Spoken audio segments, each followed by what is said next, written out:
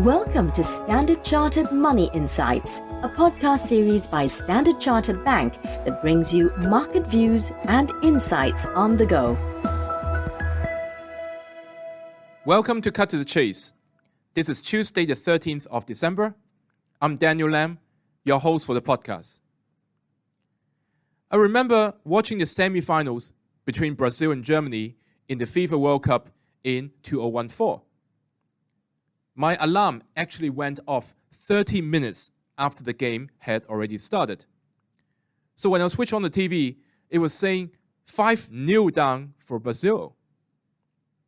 Now, as a Brazilian fan at that time, I had to feel my pulse to make sure I was still alive, because surely such a result could only happen in hell.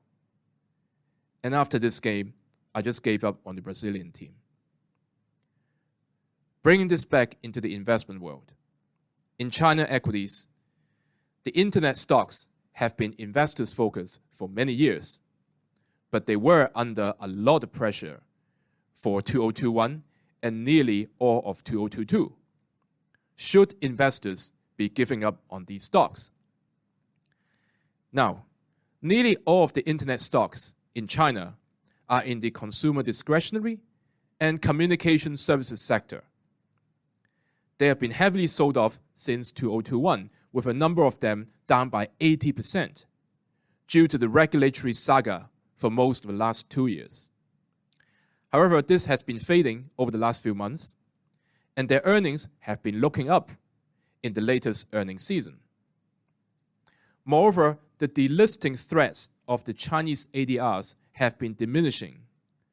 The lack of news from the US auditors is perceived as good news, and there seems to be more prospects of constructive dialogue between the US and China, judging from the meeting between Xi and Biden in Bali in November. And lastly, of course, there's the relaxation of COVID controls. So according to our Standard Chartered financial markets estimate, if China removes most COVID restrictions by the second quarter next year, real urban household consumer growth could accelerate to 7% in 2023. That's up from 0.2% in 2022. That is likely to contribute to 3% to GDP growth, versus an estimated of 10 bips in 2022.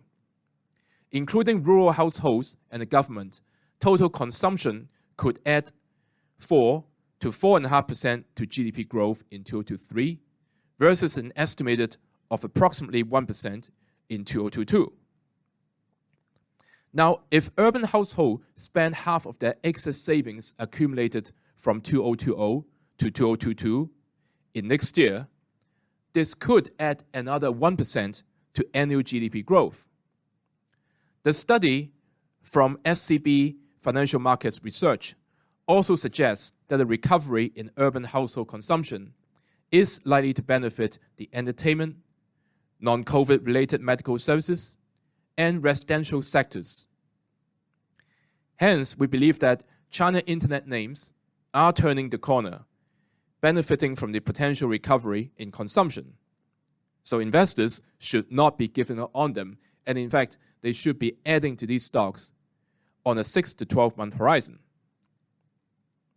That is all from me for today.